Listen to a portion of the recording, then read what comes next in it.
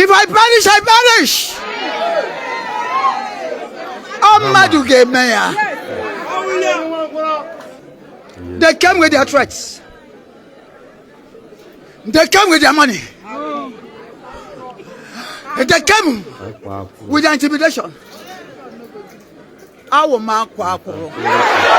This is Professor Nyen Oti. This is the woman that saved Abia State. The woman that refused to collect bribe from INEC, from Tinubu. This woman, I refused to collect bribe.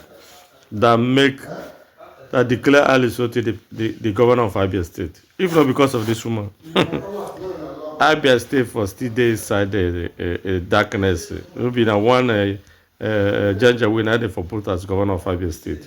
Now this woman, then Fat say what to this woman shall be well with this woman and her household.